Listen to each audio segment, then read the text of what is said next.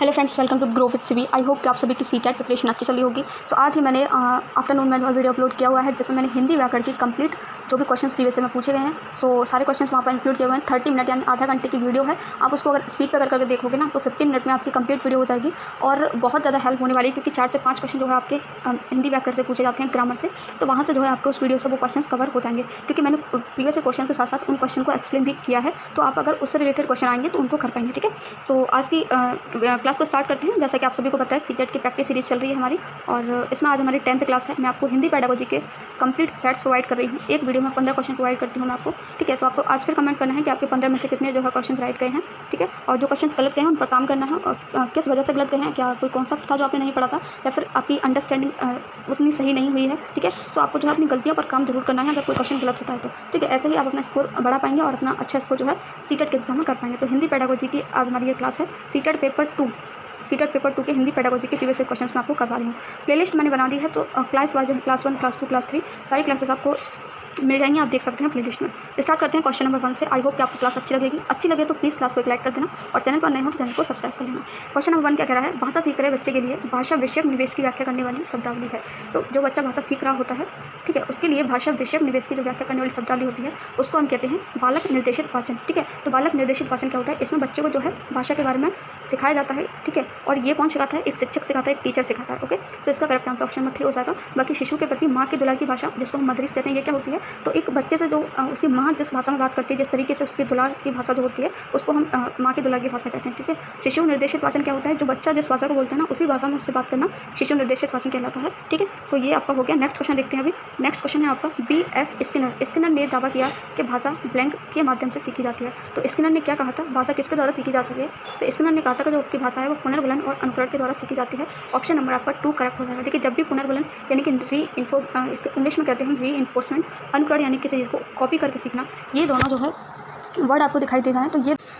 तो यहाँ पर मैं आपको एक बार एक्सप्लेन कर देती हूँ पुनर्वलन और अनुकरण क्या होता है। पुनर्वलन में आपको बता दिया, री एनफोर्समेंट को कहते हैं, और अनुकरण हमारा किसी चीज़ को कॉपी करना। तो जब बच्चे क्या होते हैं? बड़ों की कॉपी करते हैं। आपने देखा होता है, जब बड़ों की कॉपी करते हैं, सही वाक्यों को बोलते हैं, तो उनकी प्रशंसा की जाती है कि हाँ, इसने ये वर्ड सही बोला है ना, तो वो उस चीज़ को करने की कोशिश करते हैं। पुनर्वलन यानी कि उसको कोई रिवॉर्ड दिया जाता है, कोई पुरस्कार दिया जाता है, या फिर उसको जो है फीडबैक दिया जाता है कि हाँ, आपने अच्छा किया, बहुत अच्छे से बोला है ना, तो इस तरीके से वो बोलने की कोशिश करता है। तो हमारा पुनर्वलन और अनुकरण। नेक्स्ट क्वेश्चन है आपका यहाँ पर, आरंभिक बाल्यावस्था सर्वाधिक रूप से ब्लैंक अवस्था है। तो जो आरंभिक बाल्यावस्था है वो सर्वाधिक रूप से कैसी व्यवस्था है आपको कैसी अवस्था है आपको बताना है। चुनौतीपूर्ण है, महत्वपूर्ण है, आवश्यक है, या फिर अंतर्निहित है। आगे बढ़ते हैं। जब जीवन पर्यंत विकास की नींव रखी जाती है और अंतर्निहित को स्पष्ट रूप से प्राप्त किया जाता है। शोध प्रदर्शित करते हैं कि यह अवस्था मस्तिष्क में अंतर्निहित गुणों के समूचे विकास के लिए चुनौतीपूर्ण अवधि है। अब देखिए, जिसने इस क्वेश्चन को ढंग से पढ़ा होगा ना, जिसने इस क्वेश्चन को अच्छे से पढ़ा होगा, वो इस क्वेश्चन का आंसर जो है उनको पता चल गया होगा। सो करेक्ट आंसर क्या हो जाएगा? करेक्ट आंसर हो जाएगा ऑप्शन नंबर 1। उन्होंने लास्ट में खुद आंसर दे दिया कि यह क्या है? यह मनुष्य में मस्तिष्क में अंतर्निहित गुणों के समूचे यानी कि गुणों के ओवरऑल डेवलपमेंट के लिए चुनौतीपूर्ण अवधि है। इन्होंने खुद ही बोल दिया अवधि और अवस्था की बातें की होती है, कैसी चुनौतीपूर्ण अवस्था है। सो ऑप्शन नंबर 1 इसका यहाँ पर बिल्कुल करेक्ट हो जाएगा। देखिए, आरंभिक बाल्यावस्था की जो एज होती है वो क्या होती है? इसमें जो बच्चा होता है वो 3 से 6 साल का होता है। ठीक है, so option number. Next question है आपका यहाँ पर, द्विभाषाई कक्षा में शिक्षार्थी किस प्रकार अंतःक्रिया कर सकते हैं? द्विभाषी कक्षा, यहाँ पर 2 भाषाएं हो ना, तो उसमें जो है जो स्टूडेंट हैं जो वो किस तरीके से जो है आपस में इंटरेक्शन कर सकते हैं। ठीक है, या किस तरीके से टीचर के साथ इंटरेक्शन कर सकते हैं, वो आपको बताना है यहाँ पर। विद्यालय द्वारा लागू किए गए निर्देश के माध्यम की भाषा में, जो विद्यालय द्वारा निर्देश दिया है उसकी भाषा में, या फिर अपनी भाषा में और 2 भाषाओं से लिए गए शब्दों के मिश्रण से। तो ऑप्शन नंबर 2 आपका यहाँ बिल्कुल करेक्ट हो जाएगा। देखिए, जब भी भाषाओं की बात हो तो वहाँ पर मातृभाषा यानी कि अपनी भाषा यूज हो रही है, वो ऑप्शन आपका हमेशा करेक्ट होगा। ये बात याद रखना, क्योंकि हमारे यहाँ जो है सबसे ज़्यादा जो इंपॉर्टेंस दी जाती है मातृभाषा को दी जाती है। ठीक है, और त्रिभाषा सूत्र भी आपका यही कहता है। त्रिभाषा सूत्र ने भी आपकी जो है सबसे पहले जो इंपॉर्टेंस दी है वो मातृभाषा को ही दी है। ठीक है, तो द्विभाषा कक्षा है, उसमें जो है एक तो जो बच्चा अपनी भाषा, देखिए जाहिर सी बात है वो बच्चा जो है अपनी भाषा को जरूर यूज़ करेगा जो उसने सीखी है अपने घर से, है ना, और 2 भाषाओं से लिए गए शब्द के मिश्रण से, और जो भी दूसरी भाषा है उसके जो मिश्रण है उसमें वो अंतःक्रिया कर सकता है। ठीक है, सो ऑप्शन नंबर 2 इसका करेक्ट है। नेक्स्ट है आपका, कौन सा परीक्षण इस स्थिति की सर्वाधिक रूप से बढ़िया व्याख्या करता है? तो यहाँ पर जो है एक आपको ये दे रखा है, इसको पढ़ते हैं, फिर हमें बताना है कि इसमें से ये कौन सा परीक्षण है। पहला है, एक अध्यापिका वर्कशीट तैयार करते समय पाठ्य सामग्री से हर छठा शब्द हटा देती है। यानी कि जब वो वर्कशीट तैयार कर रही है तो वहाँ पर जो है ये क्वेश्चन रिपीटेड है, मैंने ऑलरेडी इसी सीरीज़ में द्वारा रिपीट हो रहा है ये क्वेश्चन। ठीक है, यानी कि वो मान लीजिए यहाँ पर कुछ लिख रही है, फिर यहाँ पर एक वर्ड छोड़ दिया ना, फिर यहाँ पर कुछ लिख दिया, यहाँ पर कुछ लिख दिया, फिर एक वर्ड छोड़ दिया, फिर यहाँ पर कुछ लिख दिया, फिर एक ब्लैंक छोड़ दिया, फिर कुछ लिख दिया, फिर छोड़ दिया ना, इस तरीके से वो कर रही है। ठीक है, तो ये कब कर रही है? हर छठा शब्द छोड़ रही है, यानी कि 5 शब्द लिखती है, फिर छठा शब्द छोड़ दिया, फिर 5 शब्द लिखने के बाद छठवां शब्द छोड़ दिया है, फिर 5 शब्द लिखने के बाद छठवां, और शिक्षार्थियों द्वारा हटाए गए शब्दों को कार्यपत्रक में पूरा कर देने के बाद उन्हें पाठ्य सामग्री पढ़ने के लिए देती हैं। तो वो यहाँ पर क्या कर रही हैं? जो शब्द उनके द्वारा छोड़े गए हैं वो उनको स्टूडेंट को उनको पूरा करने के लिए देती हैं, और पूरा करने के बाद उन्हें जो पूरी सामग्री है उसको पढ़ने के लिए कहती हैं। तो वो यहाँ पर जो है यहाँ पर आपको बताना है कि यहाँ पर कौन सा परीक्षण इस स्थिति की सबसे बेस्ट जो है व्याख्या कर रहा है। तो ये आपका क्लोज टेस्ट होता है। मैंने आपसे कहा था, वहाँ पर भी मैंने एक्सप्लेन किया था, जब भी आपको जो है कुछ जगह छोड़ कर आपको जो है कोई भी पैराग्राफ लिखा जा रहा है तो आपको क्लोज टेस्ट होता है, यानी कि क्लोज परीक्षण होता है। नेक्स्ट क्वेश्चन है आपका यहाँ पर, बहुत सिंपल क्वेश्चन है, इन निम्न में से कौन सा श्रवण बोध के मूल्यांकन का भाग नहीं है। यानी कि श्रवण बोध मतलब जिसमें हम सुन रहे हो किसी चीज़ को, तो उसका इवैल्यूएशन इसमें से नहीं कर सकते, गलत आपको ढूंढना है। तो पहला है आपका उच्चारण देकर वर्तनी लिखने के लिए कहना। तो आप उच्चारण कर रहे हैं, यानी कि आप बोल रहे हैं, तो बच्चे वहाँ पर क्या कर रहे हैं, सुन करके लिख रहे हैं। तो यहाँ पर तो सुन करके लिख रहे थे, तो सही है, ठीक है। नेक्स्ट देखते हैं, श्रुतलेख लिखना। श्रुतलेख मतलब क्या होता है, आपका डिक्टेशन, यानी आप डिक्टेशन बोल रहे हैं, बच्चे लिख रहे हैं, तो यहाँ पर वो सुन करके लिख रहे होंगे, तो ये तो सही है। नेक्स्ट आपका कहानी सुनाना, तो आप कहानी सुनाएंगे तो बच्चे क्या करेंगे, सुन रहे होंगे कहानी को, तो यहाँ पर भी श्रवण यूज हो रहा है। नेक्स्ट आपका पाठ्य पुस्तक पढ़ने के लिए कहना, लेकिन पाठ्य पुस्तक बच्चे पढ़ेंगे, रीड कर रहे हैं, यहाँ पर वो कुछ सुन नहीं रहे हैं, तो यहाँ पर आप उनके सुनने की उनकी अंडरस्टैंडिंग है, बोध मतलब उनकी अंडरस्टैंडिंग का मूल्यांकन आप नहीं कर पाएंगे। तो नहीं, यानी गलत ही हमसे पूछा था, इसलिए ऑप्शन नंबर। नेक्स्ट क्वेश्चन है आपका यहाँ पर, अंग्रेजी भाषा की कक्षा में, यानी कि इंग्लिश की कोई इंग्लिश लैंग्वेज की आपकी क्लास है, उसमें मातृभाषा के प्रभाव को कम किया जा सकता है। तो मातृभाषा यानी कि बच्चे जो मातृभाषा बोलते हैं उसके प्रभाव को आपको कम करना है, तो किसके द्वारा कर सकते हो, मातृभाषा में ज़्यादातर संवाद के, ज़्यादातर मातृभाषा के द्वारा ज़्यादातर मातृभाषा में बोल रहे हैं बच्चे, तो वहाँ तो कम नहीं हो रहा, तो ये तो गलत होगा। मातृभाषा को उदाहरण दे रहे हो तो ये भी नहीं होगा, ठीक है। लक्ष्य भाषा में अधिक से अधिक अवसर देने पर बल देकर, या फिर लक्ष्य भाषा से सरल चरणवार अर्थपूर्ण निवेश रहा, तो ऑप्शन नंबर 4 यहाँ पर इसका बिल्कुल करेक्ट हो जाएगा। देखिए, जो आपको स्टीफन क्रेशन की थ्योरी है उसको जरूर पढ़ लेना, ठीक है, वहीं से ये जो कॉन्सेप्ट है ना वहीं से पूछा गया है। सो ऑप्शन नंबर 4 इसका यहाँ बिल्कुल करेक्ट हो जाएगा। नेक्स्ट आपको देखते हैं, भाषा में उत्पादक कौशल है। तो पेडागोजी की मैराथन क्लास में, ठीक है, स्टार्टिंग में ही मैंने इस चीज़ के बारे में बताया है कि उत्पादक कौशल कौन से होते हैं और आपके ग्रम्यात्मक कौशल कौन से होते हैं, पूछे जाते हैं, ठीक है। तो जिसमें हम कुछ प्रोड्यूस कर रहे हैं, ठीक है, जब हम लिखेंगे कुछ तो हम प्रोड्यूस करेंगे, है ना, और जब हम कुछ बोलेंगे तो हम प्रोड्यूस करेंगे, तो दो ही चीज़ों में हम प्रोड्यूस करेंगे, ठीक है। तो ऑप्शन नंबर इसका कौन सा करेक्ट हो जाएगा, लिखना और बोलना, यानी कि ऑप्शन नंबर 1 आपका बिल्कुल करेक्ट हो जाएगा। बाकी देखिए, पढ़ना, जिसमें हम पढ़ेंगे तो हम कुछ ग्रहण करेंगे, पढ़ेंगे रीडिंग करेंगे तो हम कुछ सीखेंगे, है ना। दूसरा हम क्या करेंगे, पढ़ने के अलावा क्या हो गया हमारा, सुनना,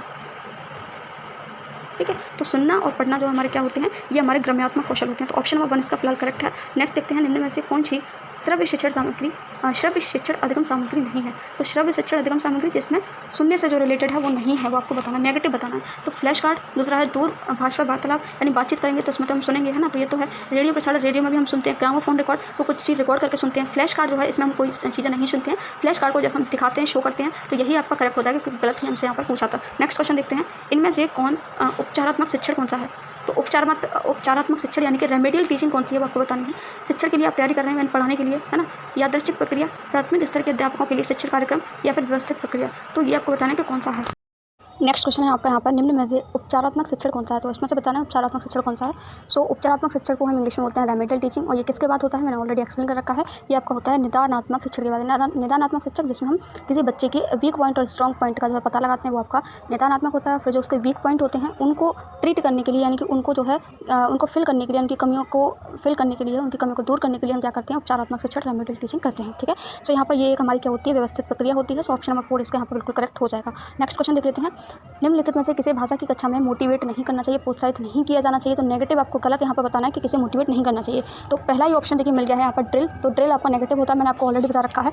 इसके माध्यम से क्या होता है कि बार बार वही चीज़ों को बार रटाया जाता है, तो रटना, याद करना, ये सभी आपके नेगेटिव वर्ड्स हैं। तो ऑप्शन 1 इसका सही हो जाएगा, क्योंकि गलत ही हमसे यहाँ पर पूछा हुआ है। बाकी सारी जो एक्टिविटी हैं वो अच्छी होती हैं, रोल प्ले भी अच्छा होता है जो हेल्प करता है भाषा को सीखने के लिए, कथा वाचन भी, और आपकी जो एक्टिविटी मज़ेदार होती हैं उसमें बच्चे जो है इंटरेस्ट लेते हैं, ठीक है, ये भी आपका अच्छा होता है। नेक्स्ट है आपका कक्षा 2 में पढ़ने वाली बच्ची, कक्षा 2 में एक स्टूडेंट पढ़ती है जो शुरू से ही प्रभावशाली तरीके से भाषा सीख रही है, यानी कि स्टार्टिंग से वो इफेक्टिव तरीके से भाषा को सीख रही है, लैंग्वेज को सीख रही है।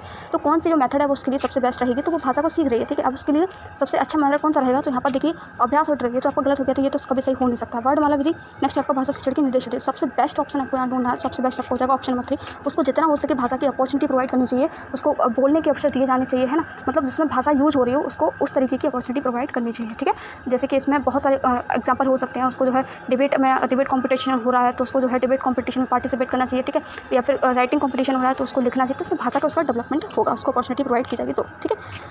नेक्स्ट आपका कथावाचन एक ऐसी गतिविधि है, यानी कि कथावाचन एक ऐसी एक्टिविटी है जिसमें कक्षा में बहुतायत में प्रयोग होने चाहिए, क्योंकि तो ये जो आपकी एक्टिविटी है वो मतलब बहुतायत में प्रयोग होनी चाहिए। उसका क्या रीज़न है वो आपको बताना चाहिए, वो आपको बताना है, सॉरी, ठीक है। अध्यापक को दूसरे कार्य में कार्य करने के लिए आवश्यक समय मिल जाता है, तो ये आपका गलत है। देखिए, जब भी आंसर्स में मतलब मैं आपको बता देती हूँ, क्योंकि ये आपको देखने को मिलेगा, ठीक है, और इससे क्या होगा, आपको बहुत ज़्यादा हेल्प होगी जो ऑप्शन है उनको हटाने में। तो जब भी ऐसा दिया जाए कि किसी चीज़ से जो है बच्चों के मतलब ये चीज़ कर दी जाए, तो बच्चों के जो है बच्चों का भार कम हो जाएगा, या फिर बच्चों के पुस्तकों की संख्या कम हो जाएगी, या फिर टीचर को आराम मिल जाएगा, या फिर टीचर को कुछ ज़्यादा एक्स्ट्रा वर्क नहीं करना पड़ेगा, ऐसे सेंटेंस, ऐसे वर्ड्स आपको देखने को मिले हैं, तो वो हमेशा नेगेटिव होते हैं, हमेशा गलत होते हैं, ठीक है। नेक्स्ट आपका ये तार्किक समझ और कल्पनाशीलता की नींव रखती है, तो ऑप्शन नंबर 2 इसका बिल्कुल करेक्ट हो जाएगा। देखिए, जब भी आपकी स्टोरी यानी कहानी वगैरह, कहानी कविता जिनकी बात हो, ठीक है, तो ये आपकी किस में हेल्प करती है, ये बच्चे की लॉजिकल अंडरस्टैंडिंग और उसकी कल्पनाशीलता, इमेजिनेशन में क्या करती हैं, उसकी नींव रखती है, उसकी अंडरस्टैंडिंग को बेहतर बनाती है, ठीक है। सो ऑप्शन नंबर 2 करेक्ट हो जाएगा। नेक्स्ट है आपका क्वेश्चन ब्लैंक, पहले ही ब्लैंक है, इसमें बताना है आपको क्या आएगा। इसमें अपने राजनीतिक, सामाजिक, आर्थिक और नैतिक पहलुओं से जुड़े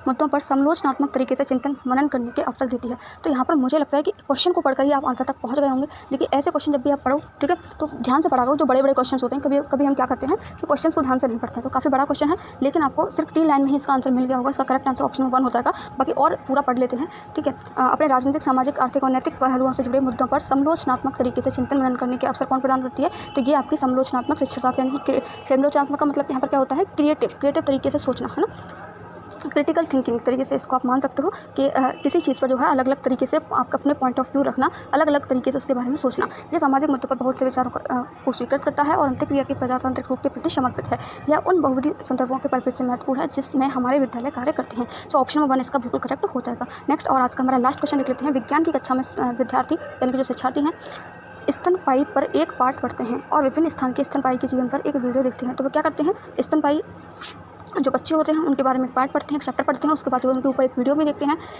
इन घटनाओं और एक्टिविटी में दिखाया गया है कि स्तनपायी भूमि या पानी में समूह में रहते हैं, चरते हैं, शिकार पर आक्रमण करते हैं, बच्चे को जन्म देते हैं, खतरे के समय या ऐसी घटनाओं के समय झुंड बनाकर एक साथ रहते हैं। शिक्षार्थी अपने विचारों के लिए व्याख्या देते हैं और बचाव करते हैं, या अपने विश्लेषण और पाठ्य सामग्री के दोनों के आधार पर समूह में परिकल्पनाएं करते हैं। पाठ्य सामग्री के साथ साथ साक्ष्य और तर्क उन्हें उत्तर खोजने तथा व्याख्या करने की विभिन्न तरीके सुझाते हैं। यह प्रक्रिया आपकी क्या कहलाएगी वो आपको यहाँ पर बताना है। तो आपको यहाँ क्या करेक्ट लग रहा है, यहाँ पर सहयोग लग रहा है या किसी चीज़ का व्याख्या की निर्मित लग रही है, बहुविधि व्याख्या हो रही है, या फिर बहुविध अभिव्यक्ति हो रही है। तो यहाँ पर इसका जो करेक्ट आंसर हो जाएगा वो आपका ऑप्शन नंबर इसका जो करेक्ट आंसर है वो आपको ऑप्शन नंबर 3 हो जाएगा, बहुविधि व्याख्या। से इसमें क्या करता है, एक बच्चा इसमें क्या करता है, तर्क और डिस्कशन के माध्यम से जो है अपनी व्याख्याओं को जो व्याख्या करता है उसका जो है एनालाइज करता है, ठीक है, यानी कि क्या करता है, उसका एनालाइज का मतलब आपका यहाँ पर हो गया, उसका विश्लेषण करता है, ठीक है। सो ये जो आपकी होती है वो बहुविधि व्याख्या की प्रक्रिया कहलाती है। सो ऑप्शन नंबर 3 इसका बिल्कुल करेक्ट हो जाएगा। सहयोग क्या होता है, जिसमें बच्चे जो है ग्रुप बना करके आपस में कुछ काम कर रहे होते हैं, एक दूसरे की हेल्प कर रहे होते हैं, वो आपको ग्रुप होता है। तो आई होप कि आपको सारे क्वेश्चन समझ में आ गए होंगे। अपना स्कोर जो है नीचे जरूर कमेंट करना, कितने नंबर जो है आपके आए हुए हैं आज के टेस्ट में, मॉक टेस्ट बोल सकते हो, प्रैक्टिस सेट बोल सकते हो, प्रीवियस क्वेश्चन कुछ भी आप इसको लेकर चल सकते हो, ठीक है। Thank you so much for watching this video.